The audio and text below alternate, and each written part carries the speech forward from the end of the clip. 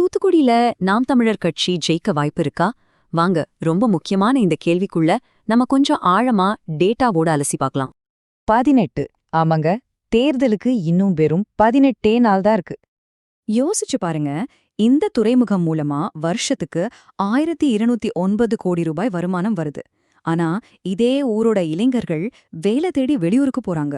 இதே கடலோர நகரத்துல தங்களோட உரிமைக்காக போராடி 13 பேர் உயிரை கொடுத்திருக்காங்க. 6 வருஷம் ஆகியும் இன்னும் அவங்களுக்கு நீதி கிடைக்கல. இந்த நிலைமை மாறுமா? சரி, வாங்க 2021 சட்டமன்ற தேர்தல் கணக்கு பார்ப்போம்.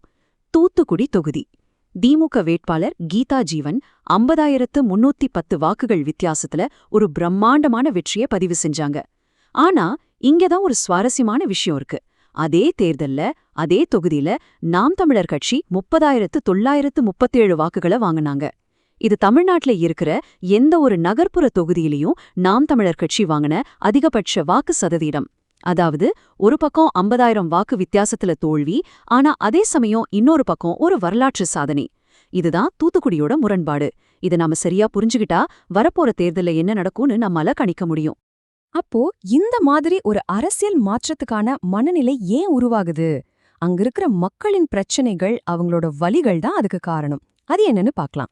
முதல்ல வ.உ.சி. சிதம்பரனார் போர்ட் இந்த ஒரு வருஷத்துல மட்டும் 1209 கோடி ரூபாய் வருமானம் கொடுத்திருக்கு. ஆனா அங்க இருக்கிற இளைஞர்களுக்கு வேலை இல்ல. அவங்க சென்னைக்கும் கல்ஃப் நாடுகளுக்கும் போயிட்டு இருக்காங்க. 2வது ஸ்டெர்லைட் மே 2018 ஆலயம் மூடினதால நேரடியாவும் மறைமுகமாவும் 20,000க்கும் மேற்பட்டவங்க வேலை இழந்தாங்க. 6 வருஷம் ஆச்சு, அவங்களுக்குன்னு ஒரு மாற்று ஏற்பாடு செஞ்சு கொடுக்கப்படல. 3வதா உப்பள தொழிலாளர்கள். தமிழ்நாட்டுக்கே உப்பு அள்ளி கொடுக்கிற தூத்துக்குடியில ஆயிரக்கணக்கான தொழிலாளர்கள், குறிப்பா பெண்கள், மழைக்காலம் வந்துட்டா வருமானம் இல்லாம ரொம்ப கஷ்டப்படுறாங்க. அவங்களுக்கு அரசாங்கத்துக்கிட்ட இருந்து எந்த உதவியும் சரியா போய் சேரல. சரி, மக்களோட இந்த கஷ்டங்களை வச்சு டேட்டாவை பயன்படுத்தி ஒரு தேர்தல் வியூகம் எப்படி வெற்றிக்கான வழியை காட்ட முடியும்? வாங்க பார்க்கலாம். இப்ப இந்த நம்பர்ஸ கொஞ்சம் பாருங்க. 2019 லோக்சபா எலெக்ஷன்ல நாம் தமிழர் கட்சி இந்த பகுதியில வாங்குனது 13,682 வாக்குகள். ஆனா 2021 சட்டமன்ற தேர்தல்ல 30,937. அதாவது 5 வருஷத்துல கிட்டத்தட்ட 2 மடங்கு வளர்ச்சி. இது சும்மா இல்ல, ஒரு தெளிவான வளர்ச்சி பாதை தெரியுது. இன்னமும் நாம் தமிழர் கட்சிக்கு போடுற ஓட்டு வேஸ்ட்னு சொல்றவங்க இந்த நம்பர்ஸ பாக்குறதே இல்ல போல. இங்கதான் கேமே இருக்கு. ஒரு கேம்பெயின் எப்படி வாக்காளர்களை பாக்குதுன்னா 4 வகையா பிரிக்குது. முதல்ல லாக்டு வோட்டர்ஸ், அதாவது உறுதியான ஆதரவாளர்கள். அவங்க ஒரு 28,000 34,000 பேர் இருப்பாங்க. 2வது ரொம்ப ரொம்ப முக்கியமானவங்க, பர்சுவேடபிள் வோட்டர்ஸ்.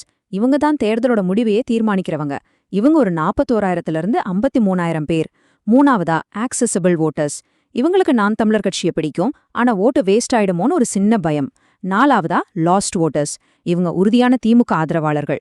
இப்போ மொத்த வியூகமோ யார சுத்தி இருக்குன்னா அந்த 2வது குரூப், அதாவது பர்சுவேடபிள் வோட்டர்ஸை எப்படி நம்ம பக்கம் இழுக்கிறதுங்கிறதுல தான். சரி, அந்த ஜெயிக்க வைக்கக்கூடிய பர்சுவேடபிள் வாக்காளர்கள்னு சொல்றோமே, அவங்க யாரு? அவங்கள 4 முக்கியமான பிரிவா பார்க்கலாம். 1, மீனவ துறைமுக இளைஞர்கள். திமுக தங்களுக்கு சரியா பிரதிநிதித்துவம் கொடுக்கலன்னு ஒரு கோபத்துல இருக்காங்க. 2, இளம் நாடார் சமூகத்தை சேர்ந்தவங்க. இவங்க ஒரு மாற்று அரசியலை தேடிட்டு இருக்காங்க. 3, உப்பள தொழிலாளர் பெண்கள். அரசாங்கத்தோட நலத்திட்ட உதவி கிடைச்சாலும் மழை காலத்துல தங்களுக்கு எந்த உதவியும் இல்லையேன்னு ஒரு வருத்தத்துல இருக்காங்க. கடைசியா 4வது ஸ்டெர்லைட் பிரச்சனையால பாதிக்கப்பட்ட தொழிலாளர்கள்.